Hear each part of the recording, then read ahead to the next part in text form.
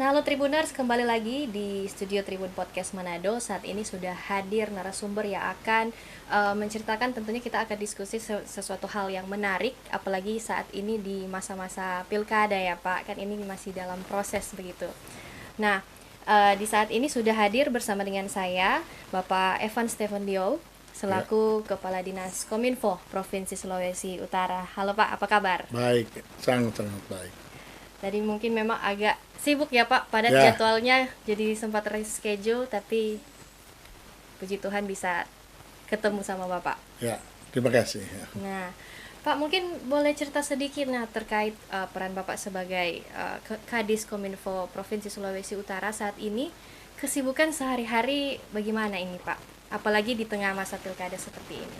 ya kita disibukkan dengan pemantauan pemberitaan di berbagai media maupun di media sosial, baik media massa, media sosial, dan kita lihat harus akui bahwa memang Sulawesi Utara selalu masuk kategori apa ya rawan Kategori rawan ya rawan justru Pak. untuk di proses demokrasi ini, dan kita bersyukur Sejauh boleh ini aman ya Pak, justru kita cukup sangat kondusif walaupun kondusif. memang dinamika proses demokrasi kali ini cukup tajam ya, tapi kita bersyukur ini boleh berlangsung dengan baik, dan ini karena peran masyarakat dan kedewasaan masyarakat Sulawesi Utara dalam proses demokrasi ini. Oke. Nah, Pak, kalau kita tarik undur ke belakang, Pak Kadis ini sebenarnya untuk di bidang kehumasan bukan orang baru ya, Pak. Ya, Nah, mungkin boleh diceritakan sedikit ya perjalanan karirnya, bagaimana Bapak akhirnya bisa dipercayakan sebagai Kadis Kominfo di Provinsi Sulawesi Utara. ya, saya belajar komunikasi sebenarnya di kampus. Di Sekolah Tinggi Pembangunan Masyarakat Desa saya hanya belajar komunikasi sedikit dan lewat sistem informasi sosial, karena ini applied science, community development dari ilmu murni sosiologi, jadi saya mungkin agak mudah ya beradaptasi dengan pekerjaan, dan bersyukur karir awal saya Sekcam Bitung Timur, Karir awalnya dari di Sekcam Sekcam justru yang di Bitung bisa Timur. dibilang mulai dari bawah ya, Ya, Pak. dari bawah, dari ada kepala seksi pemerintahan sebelumnya, baru sekcam, baru jadi camat. Di kebetulan kita camat termuda Sulawesi Iya, Utara. betul ya, camat Camat termuda. termuda waktu itu, dan saya ditarik oleh Pak Ramoy Luntungan waktu itu Bupati Minahasa Selatan menjadi Kabak Humas.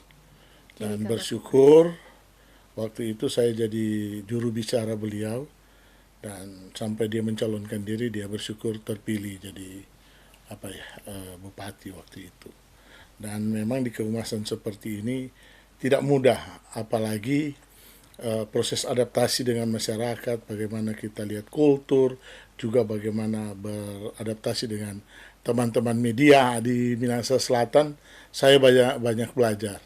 Selanjutnya saya jadi kaban pemberdayaan masyarakat di Minahasa Tenggara, dan pada Mitra. tahun 2029 itu saya jadi Kabak Humas Provinsi Sulawesi Utara pada saat World Ocean Conference dan CTI Summit. Waktu itu saya jadi juru bicara Pak Sarundayang, waktu itu Gubernur Sulawesi Utara, dan saya cukup banyak belajar di sana lagi karena ada event internasional, ada kegiatan-kegiatan nasional yang bersamaan dengan itu, tapi juga bersamaan dengan situasi politik juga, Hmm, di mana Pak Sarunayang mencalonkan diri kembali dan beliau terpilih lagi ya. Jadi situasi saat itu cukup kondusif ya.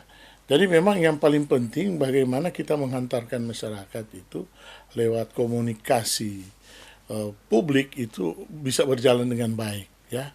Yang penting kesuksesan proses itu bisa diterima, dan masyarakat betul meyakini bahwa inilah roda pemerintahan yang kita jaga betul-betul, pemerintahan bersih dan berwibawa itu nampak.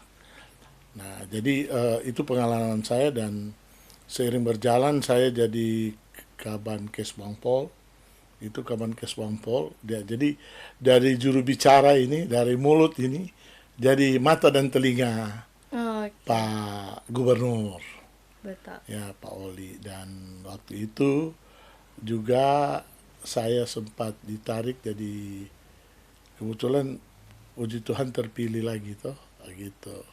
Saya jadi Kasat Pol PP, balik juga ke Kemenkes Wampol, dan beliau terpilih lagi. Saya dipromosikan setelah itu jadi Kominfo Provinsi Sulawesi Utara. Nah, di sini saya banyak merasakan ada proses adaptasi dan bagaimana arus derasnya media sosial ya di Sulawesi Utara. Jadi ada pergeseran bagaimana membangun komunikasi publik dengan berbagai media, dan kita lihat bagaimana peran media sosial itu sangat kuat ya dalam menghantarkan berbagai informasi, baik aspirasi, tuntutan ya masyarakat. Nah itu yang saya kira yang jadi tantangan yang paling besar saat ini. Oke. Nah, Pak Kadis ini kan Pak Kadis berkarir itu sudah sejak muda ya Pak, sempat Ya, berprestasi juga jadi camat termuda se-Sulawesi Utara. Kira-kira umur 27 tahun ya kalau tidak salah. boleh, ya. Nah, terus kemudian lambat laun juga dipercayakan di jabatan-jabatan yang strategis begitu ya, jadi orang kepercayaan pimpinan. Nah, prinsip yang Pak Kadis pegang yang selalu jadi dorongan Pak Kadis untuk bisa melakukan segala tugas tanggung jawab dengan penuh tanggung jawab tentunya, itu apa Pak? Oke. Baik, yang paling penting kita loyal. Loyal kepada pimpinan. Loyal dalam arti sesuatu yang benar, bukan sesuatu yang salah. Karena saya dulu waktu sama Pak Ramoy dulu, saya pernah tegur, Pak jangan terlalu ini gitu. Pernah, dan kita kasih masukan. Zaman Pak Sarunayang juga demikian. Dan yang penting jangan ada kontradiktif di masyarakat. Ya, misalnya kita harus pegang tokoh-tokoh masyarakat, tokoh agama, ya, dan ini cukup adaptif. Jadi yang penting kita loyal di dalam tugas-tugas kita.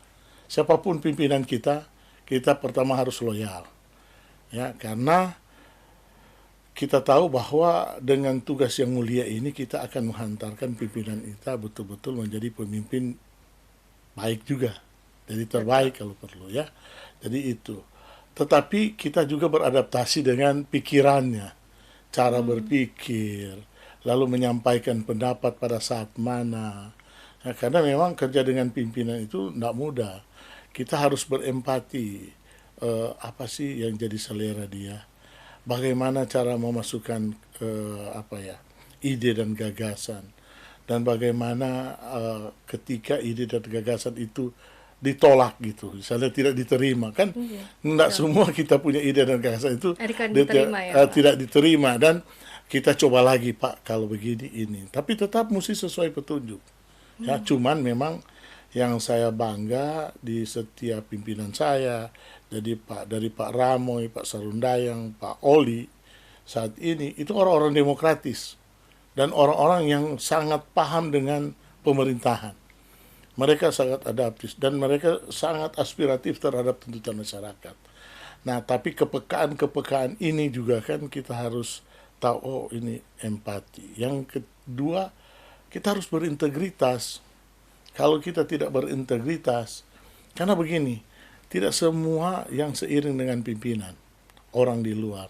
Kita harus ambil hati mereka, kadang-kadang saya harus duduk di rumah kopi, apalagi yang para yang menyampaikan aspirasi mereka ditolak.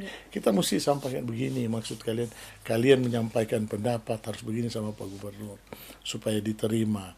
Dan kalaupun tersumbat, kita cari bagaimana cari solusi. Cuma kita harus berintegritas, jangan kita jauh atau menjual pimpinan, anak boleh itu. Ya, kita mesti jaga ini loh maksud dia. Jadi sebagaimana mungkin kita kelola pesan itu kepada media atau kepada siapapun, itu bisa diterima kedua belah pihak. Ya, jadi kita mesti betul-betul memahami masalah, dan memang harus jadi problem solver. Karena bagaimanapun, misalnya arahan Pak Gubernur misalnya ini harus diselesaikan dengan cara A. Kita harus amankan itu, apapun itu. Tapi tidak boleh menghalalkan segala cara maksudnya. Oke, baik. Kita mesti nilai-nilai kemanusiaan. Pernah ada seseorang yang bicara agak berlebihan. Lalu dia seorang menyalahkan. Saya bilang, coba balik Anda jadi gubernur. Lalu ada yang keliru misalnya. Pernahkah Anda membalas kejahatan dengan kebaikan? Jadi nilai-nilai Kristen, nilai-nilai agama itu juga penting. Jadi jangan sampai mereka menyampaikan sesuatu, oh ini tidak benar ini. Ya, jadi bukan kita hanya bicara tentang kebaikan, tapi esensi kebenaran harus kita miliki. Harus dimiliki. Dan bisa diuji kebenarannya, harus valid. Yang ketiga saya kira disiplin. Kenapa harus disiplin? Karena kalau jadi seorang juru bicara itu harus tahu aturan yang berlaku. Ya, kenapa saya tegur misalnya Hillary kemarin, misalnya waktu kemarin kan rame, lalu saya bilang Hillary hentikan, jangan buat gaduh. Atau misalnya waktu bilang ada kotak suara yang terbuka, itu kan rencana KPU Bawaslu dan di sana ada polisi. Ya, lalu bawa di satu tempat, lalu menyampaikan misalnya seseorang ya tokoh anak berkaitan dengan pimpinan, nggak boleh, nggak etis itu, nggak elok. Dan saya peringatkan, tapi ketika saya lihat dia berubah, saya maafkan. Dan kalau memang dia itu, kita lapor di, jadi ya harus melalui proses-proses yang yang penting ditentukan, ya. Waktu kita sudah ingatkan kalau Anda buat menyampaikan sesuatu yang tidak benar, ini bisa kita pakai delik aduan. Nah, tapi karena dia berubah ya kita sudah. Dan kita sampaikan pada dia, Pak, dia sudah itu. Dan dia sudah, kayaknya dia sudah mengerti. Bisa saling memahami. Ya, saling memahami. Jangan semua kita selesaikan di ranah hukum. Jadi kita juga harus berempati kalau nak perlu. Dan memang kan banyak isu hoax yang berkembang, apalagi di itu. Kita manage saja. Jadi kita atur supaya ada tim juga dari Kominfo itu membuat counter attack, tapi lewat podcast, tapi dengan cara lain. Kita nggak boleh balas, misalnya ada masalah ini kita balas dengan masalah, nggak boleh. Nggak etis. Jadi kita akan membawa budaya baru di pemerintahan yang yang balas-membalas, nggak boleh. Ya. Dan amanat Pak Oli misalnya dengan Pak Stephen Kando misalnya, Kadis Kominfo amankan yang misalnya kita harus berdaulat dalam politik. Itu Trisakti Bung Karno itu. Berdaulat dalam politik, berdikari dalam ekonomi, dan berkepribadian dalam budaya, itu kita harus jaga. Ini mentalitas orang Indonesia seperti itu. Budaya orang Minahasa juga seperti itu. Nah, kalau itu kita adopt, maka saya kira siapapun jadi jadi orang kehumasan, dia akan menjaga itu, ya. Dan kita harus hormati kedaulatan rakyat itu. Dan kita harus beri ruang mereka misalnya menyampaikan pendapat. Kan kita dinilai di pemerintah Provinsi Sulawesi Utara. Kalau ada indeks demokrasi, kita kan kita nggak boleh atur-atur, nggak boleh tutup-tutupi berita. Itu ada penilaiannya. Jadi saya sudah tahu. Pak Oli Dondo kami sempat menerima penghargaan di bidang demokrasi itu Liberty. Jadi pemberian hak kepada masyarakat untuk berpendapat. Bebas berpendapat. Nah, itu penghargaan yang sangat bergengsi di Kemendagri itu, ya. Yang waktu saya Kabankes Bangpol kita terima. Dan sampai hari ini terjaga. Maka saya lihat sampai hari ini, sampai sekarang kan sudah soft. Dan manajemen melandai pasca ini bagian dari integritas loh, kehumasan kita. Karena orang kan mesti tanya, Pak, apa orang tindakan? Misalnya kan ada yang menyerang kita, jangan balas menyerang. Ini kedewasaan seorang pimpinan, ya. Jadi jangan ada seolah-olah kita harus mencari kesalahan orang lain. Jadi kalau ada bilang, pemerintah provinsi mengarahkan misalnya ada yang jadi pesaing, lalu tidak pernah. Yang ada di kita adalah bagaimana kita mengarahkan masyarakat memahami betul apa yang betul-betul pemerintah lakukan, ya. Oke. Tapi kan proses orang memilih kan proses demokrasi. Jadi ya biarlah demokrasi menemukan jalannya sendiri dan rakyat menjalankan proses itu sebagaimana demokrasi itu inginkan. Karena jujur saya pribadi aktivis saya kan kuliah di Jogja, Oh, lulusan di Yogyakarta. Jogja. Jadi saya tahu bagaimana sebelum reformasi itu terjadi, bagaimana kita hidup di Orde Baru, dan bagaimana itu reformasi berjalan.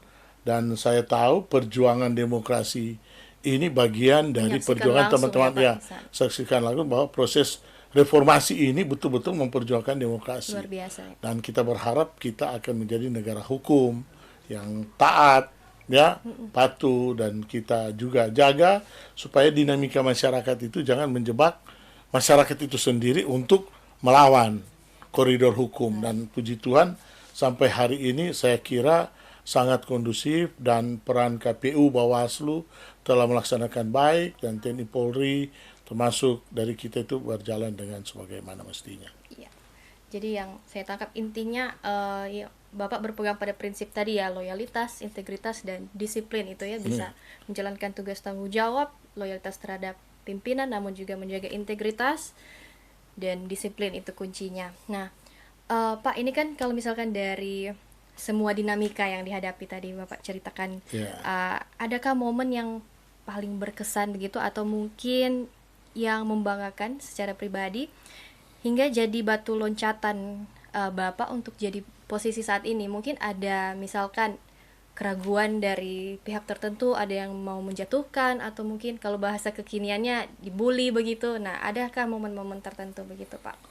Ya, kita memang dekat dengan pimpinan kadang-kadang justru jadi banyak orang yang iri hati toh, dengki dan lain sebagainya. Tapi itulah jadi orang public figure harus menerima itu konsekuensi logis. Konsekuensinya ya. Tinggal bagaimana kita bersikap sepanjang kita menunjukkan bahwa kita benar, bahwa kita menjunjung nilai-nilai kebenaran dan nilai-nilai bagaimana jadi orang birokrat dengan baik, dan kita kan mereka nilai dari kehidupan pribadi, keluarga, beragama atau tidak, dan patuh kepada pimpinan, lalu pengalaman ya. Tapi memang saya ada sih satu dua kali, tapi kalau cuma lewat medsos ngapain kita harus jawab? Tidak digubris Nanti ya. nak penting, kalau kita nak penting jawab, jangan, karena medsos itu bukan media untuk adu perdebatan. Ya, tapi kalau kita membaca misalnya, oh ada sinyalemen ini misalnya, untuk otokritik kita pegang itu. Saya pasti akan catat, oh ini loh, saya perlu hati-hati. Ada early warning gitu. Jadi media sosial juga penting apabila kita manage, oh ini ada tanda bahwa saya sebagai Kabak Humas harus bikin kajian dan menganalisis itu. Bukan cuma menyerang saya, Iya. termasuk menyerang pimpinan. Pimpinan. Jadi kita lihat, oh ini fenomena ini. Jadi kita harus jawab dengan ini. Ya, santun. Cuman memang kita di Pemprov itu belum begitu masif. Ya, begitu masif karena kita juga takut jangan dia berhadapan-hadapan. Ya, tuh apalagi misalnya pilkada seperti ini. Ini kan 3 pasang. Kalau masyarakat berhadapan-hadapan, ini jadi tanda awas. Nah, jadi kita nggak boleh, apalagi Pak Gubernur dan Pak Wakil Gubernur ingin mereka menjaga suasana damai, suasana harmoni di Sulawesi Utara itu terjadi. Karena mereka tahu siapapun yang mencalonkan ini bicara masalah figur. Dan prosesnya, nanti kan masyarakat nilai apakah prosesnya itu berjalan dengan ideal atau tidak, ya, apakah ini patut kita itu. Nanti ada juga masa yang akan menjawab ya. Cuman siapapun kita, saya kira sedangkan presiden kan sering dibully toh. Jadi Betul. kita juga jangan terlalu yang penting jangan mengganggu nilai-nilai hak asasi seseorang. Nah, itu berbahaya, Kena nggak pasal boleh. itu, Pak. Ya kena pasal. Jadi saya kira memang orang Manado itu suka jamu kutere kok. Baku-baku betul. gara di Baku media gara. sosial. Apalagi di Minahasa Selatan di sana. Pancing-pancing. Pancing-pancing, kita cuma kadang-kadang tertawa, tersenyum. Dan Yang penting bagaimana bereaksi ya Pak. ya, jangan kita bereaksi. Karena kalau otak kiri sobat jalan ya, berarti emosional lagi akan bertambah. Justru akan bertambah buruk ya. Karena saya sudah hampir 15 tahun di pemerintahan provinsi.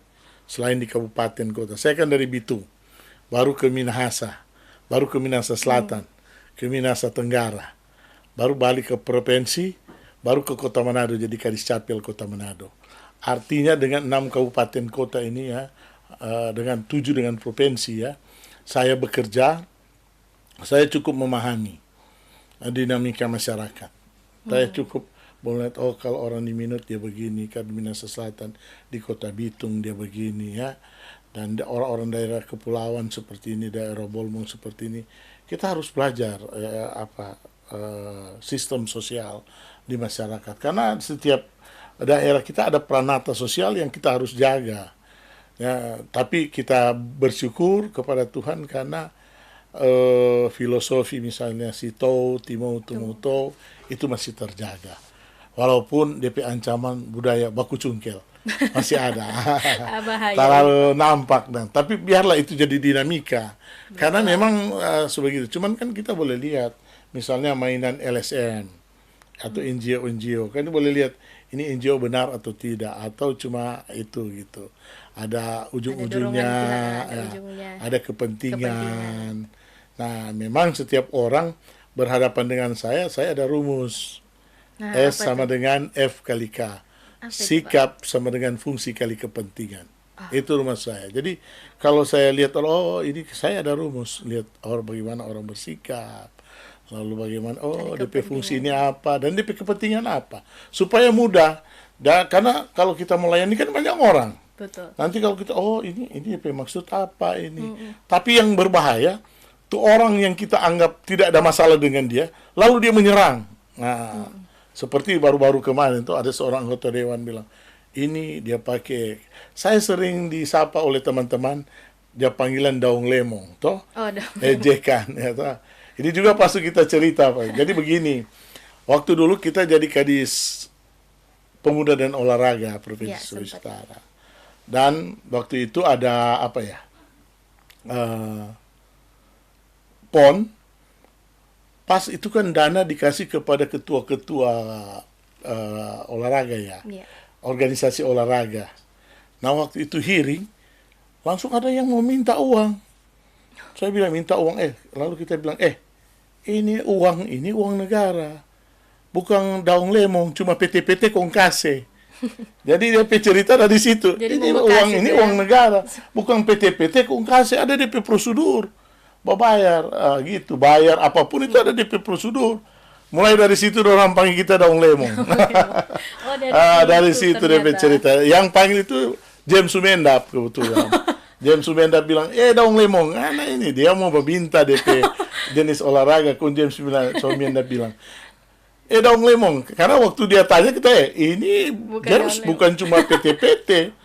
Ini ada DP prosedur. Ini bukan daung lemong. Nah gitu. Jadi dong panggil daung lemong pe kita gara-gara itu. Tapi ya enggak apa-apa. Orang mau panggil pe kita apapun tanya merasa rendah. Karena orang kan kehidupan kan ada orang yang nilai. Kalau dia baik. Buktinya orang tak pilih di kolom. Jadi penatua. Toh? Dan sampai hari ini masih penatua remaja. Urus pelayanan siswa Kristen. Itu tapi kebanggaan. Jadi kalau orang lain, silakan tanya pada anak-anak kalau kita pernah ajarkan mereka berbuat jahat. Tanya kepada masyarakat sekitar kalau kita orang jahat. Dinilai dan orang kita lain rancang. Kenapa kita berkarir?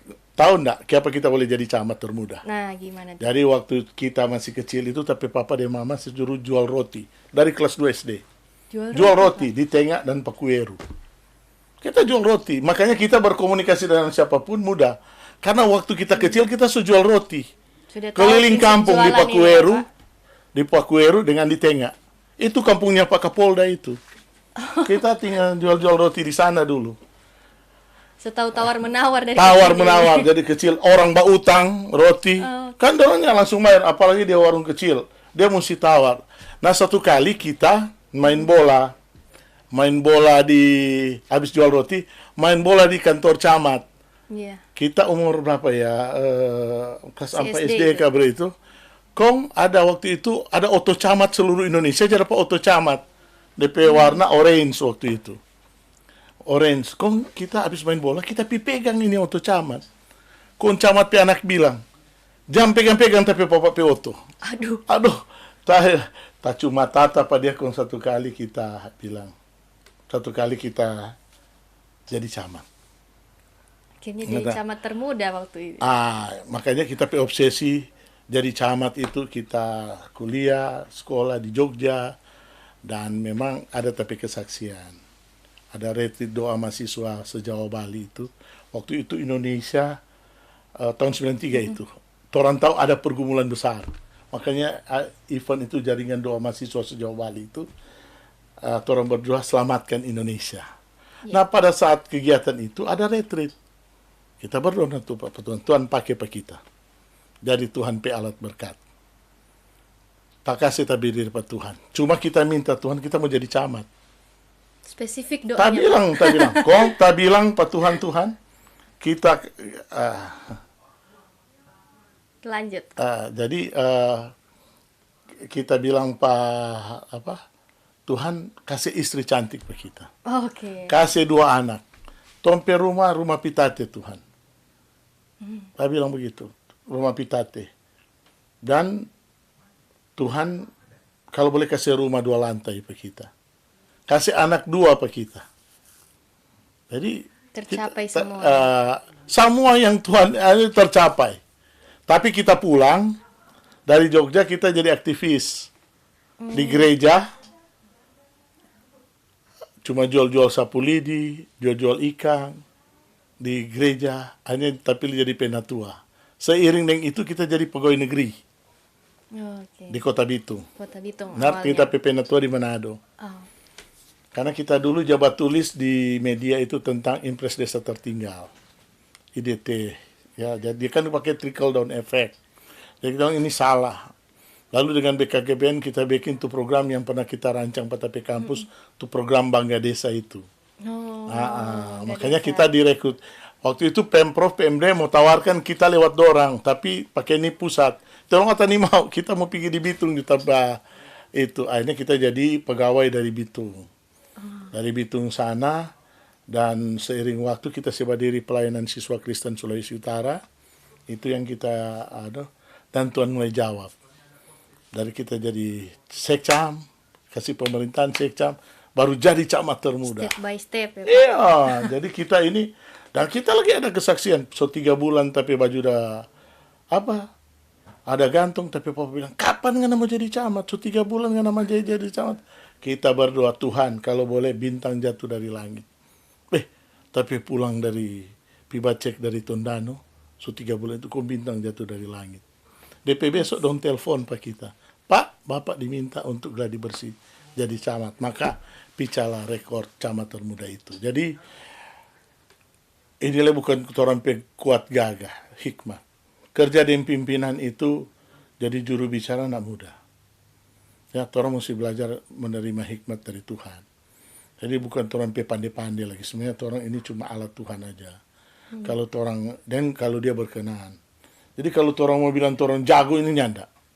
Karena orang kan pada akhirnya di jabatan itu bergaul dengan siapapun. Dia entah agama apa, makanya kita aktivis di kerukunan dan toleransi.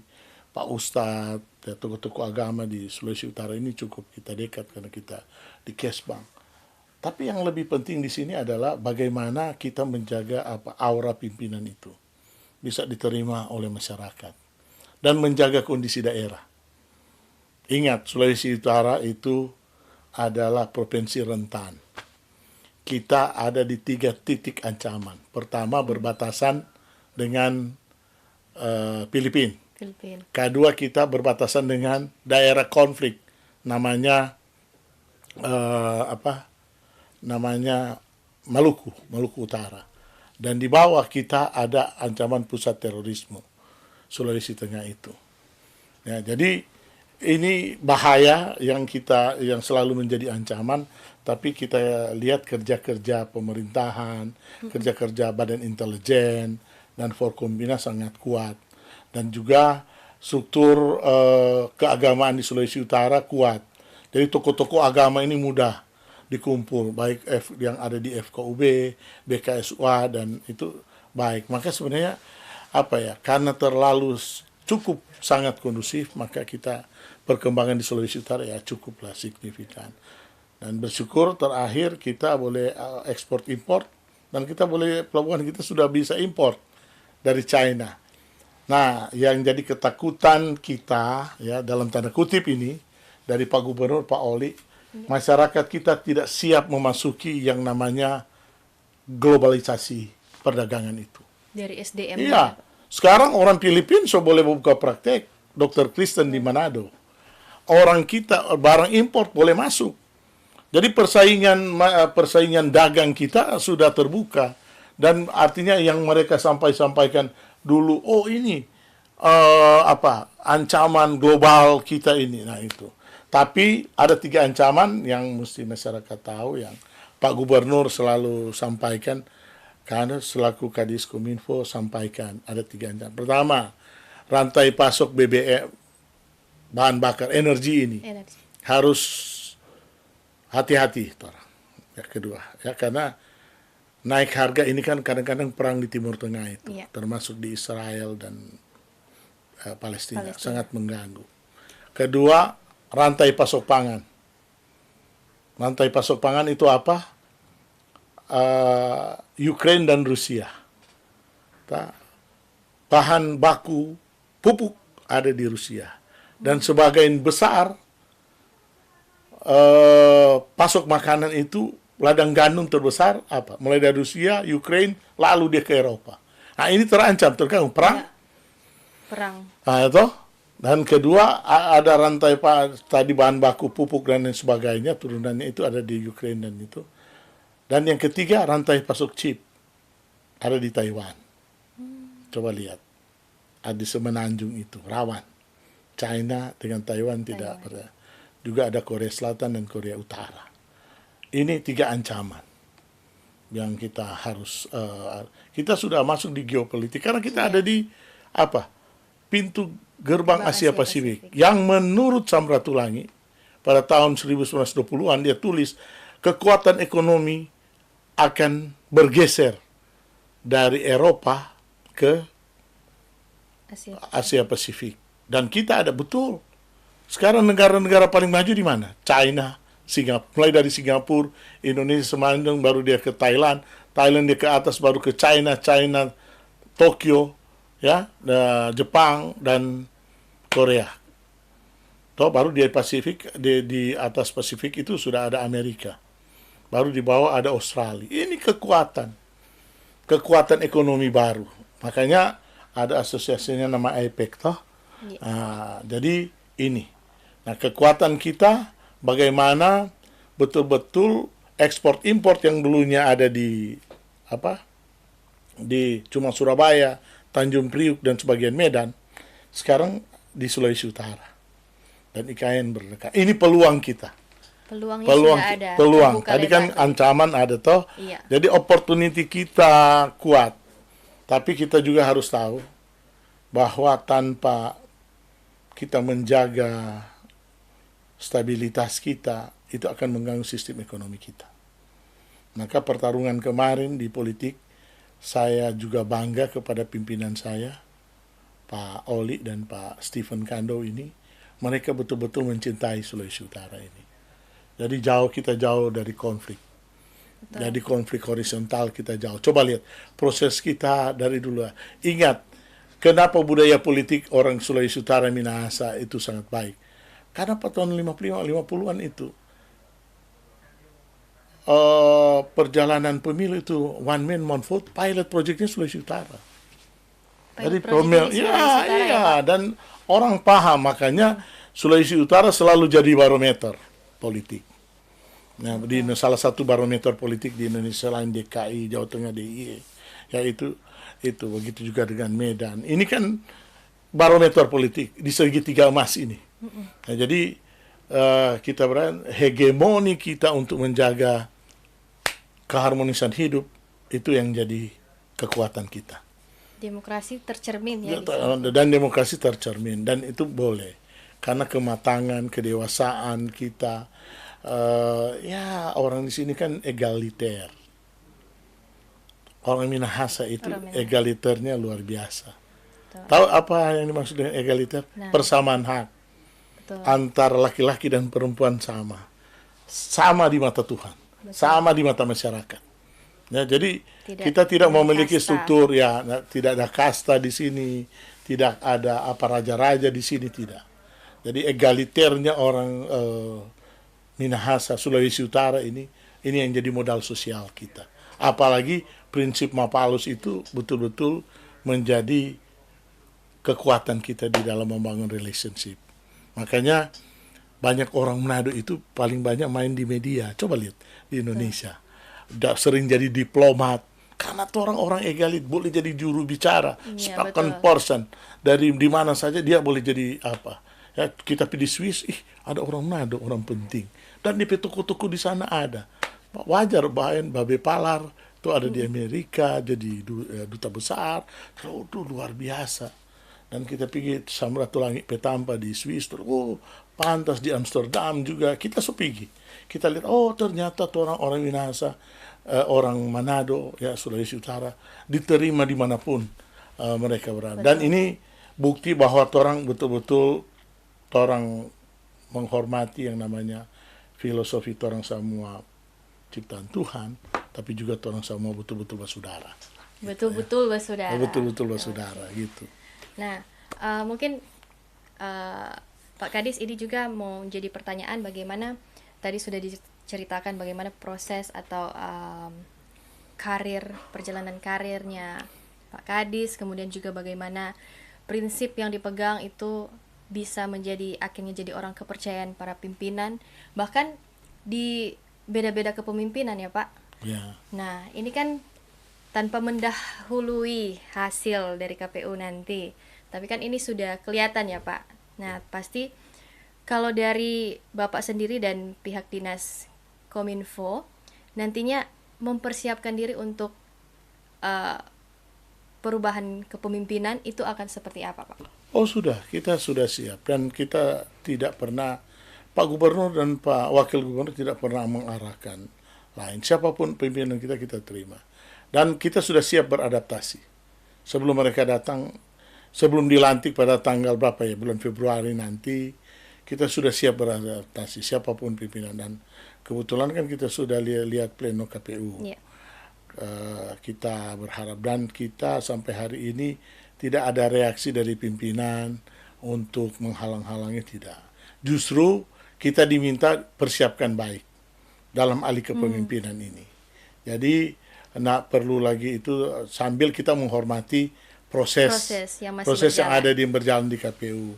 Tapi dengan pleno KPU tadi, saya kira kita sudah menghormati dan tidak ada arahan. Dan dari awal kan banyak orang, Pak kita tidak pernah diperintah untuk menyerang siapapun, ya, tidak, ya, siapapun calon itu, ya, tidak pernah diperintah. Tapi kita harus menyadari kenapa kita ada di posisi ini, karena kita loyal. Emang 5 tahun ini misalnya Pak ODSK dia melakukan itu, emang kita nak boleh sampaikan berdosa kita, dan kita nak patut itu, ya. Jadi siapapun itu, saya kenapa diterima, ya. Dari Pak Saruna yang sebelum Pak Aje Sonak pada panggil saya, kamu ada di sini. Dia panggil secara pribadi. Dia tanya, kamu tahu politik? Saya bilang, Bapak dukun politik. Dia ajak kita bawa cerita di mana? Di Bukit Kasih Kanonang. Lewat seorang sopir gubernur. Kebetulan Tape Om. Tape Om itu namanya Ampel Rononu. Dia telepon, coba kamu undang yang namanya Stephen itu. Kita suka jali DP statement di koran. Katanya, waktu kita ke Baku Mas Minsel. Lalu kita pergi. Sebentar main tenis dia berhenti. Tahu nggak bicara apa dia? Bicara apa itu Pak? Nah ini sebenarnya baru di Tribun ini kita buka. Selama ini kita simpan, dan kita ini sebenarnya kalau kita mau cerita, kita mau bikin buku tapi sejarah dan tapi pimpinan-pimpinan ini. Lalu Pak Sonak tanya waktu itu, coba ngasih pendapat siapa yang mau jadi presiden ini. Pak, Bapak tahu? Bapak itu dukun politik, dosen politik yang disegani di Universitas Samratulangi. Dan Bapak 3-4 periode Bapak di DPR RI. Bapak mau tanya presiden, aduh kesini apa tapi kemampuan. Dia cuma bilang, kita suka aja bacangan aja, berstatement. Waktu itu, berstatement waktu itu, coba anak kasih pendapat. Anak kuliah di mana? Oh, di Jogja. Oh, pantas. Dia bilang, oh pantas. Di sekolah mana? Kita bilang, kita kuliah di Community Development, di Sekolah Tinggi Pembangunan Masyarakat Desa APM di Yogyakarta. Cuma kita dosen kan tahu. Pak Seknek, sekarang Menteri, Pak Pratikno dan? Pak Pratikno. Salah satu tapi dosen. Cuma selama ini kita pernah minta tolong Pak beliau dan lain sebagainya untuk tapi karir, enggak lah. Ya, tapi kita dibesarkan di dosen-dosen UGM, kebetulan mengajar Pak kita pe kampus, ya. Nah, waktu itu Pak, dia tanya, dia desak. Lalu kita bilang, minta maaf Pak, kajian saya yang mau jadi Pak SBY waktu itu.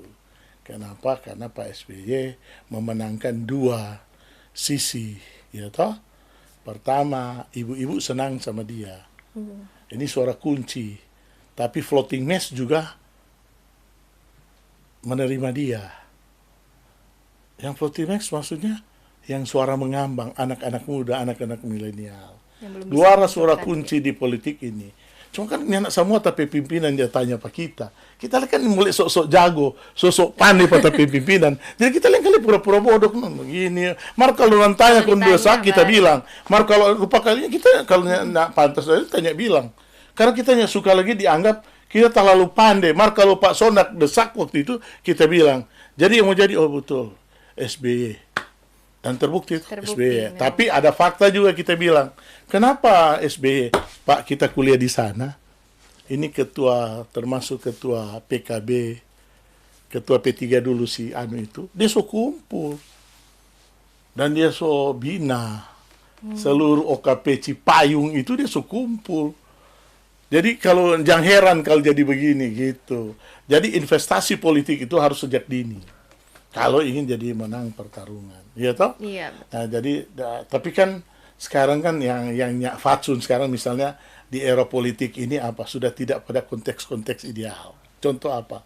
Masyarakat terjebak dengan money politik.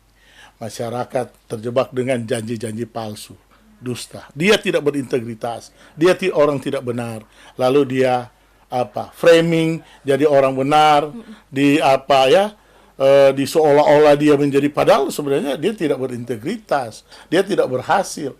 Cuma kan tidak masuk di ranah-ranah yang kebenaran itu. Cuma heran masyarakat percaya loh. Ya itu kita bingung. Percaya. Jadi kedewasaan kematakan politik itu tidak diikuti oleh pengetahuan yang cukup oleh masyarakat. Tapi biarlah ini jadi fakta kita. Fakta politik. Nah, tapi memang juga ada otokritik misalnya.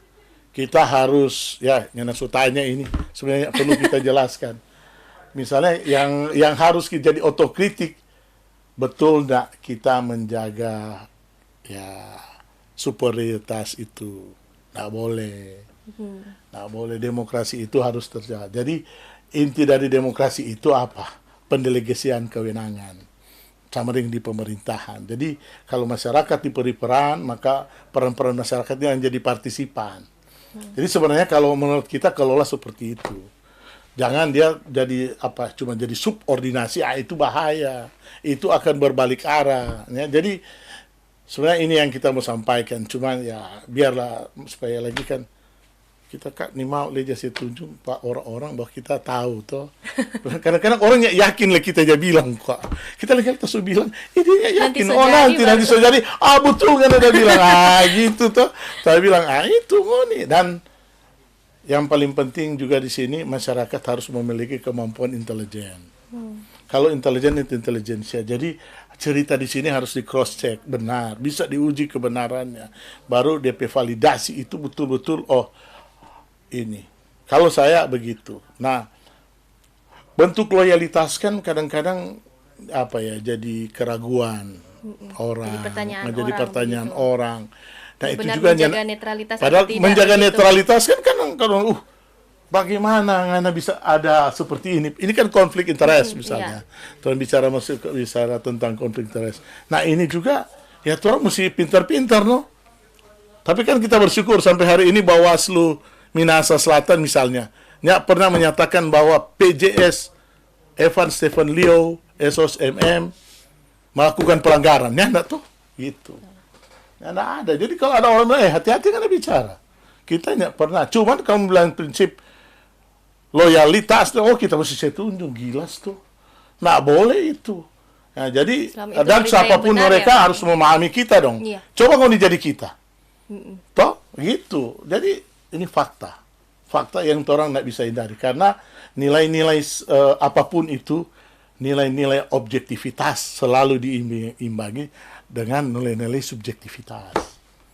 Setiap orang. Jadi kita kira mantap ini sore ini ya. Harus cerdas untuk memahami bagaimana berkomunikasi dengan tetap loyal terhadap pimpinan, tapi juga menjaga integritas begitu ya Pak. Menjaga. Ya. Contoh begini ya. Waktu kita dengan Pak Sarundayang. Pak Sarundayang itu tapi Om. DP Mama Leo. Itu tanya perlu pungkir, betul.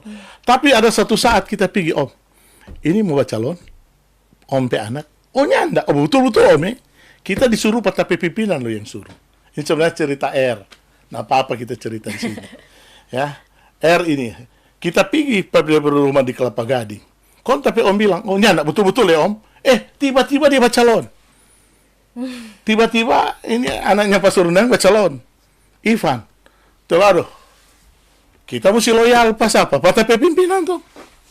Nah gitu. Partai pimpinan dan kita lakukan sesuai arahan pimpinan. Itu contoh. Jadi jangan bilang ini bicara tentang loyalitas omong kosong siapa. Ini so pernah lewat, rupa orang dah lewat. Ini so pernah lewat apa tempe pengalaman. Ya enggak lah, orang pernah lewat. Dan orang banyak orang tahu juga betul orang melakukan sesuai dengan prinsip loyalitas itu tanpa menyalahi aturan. Betul.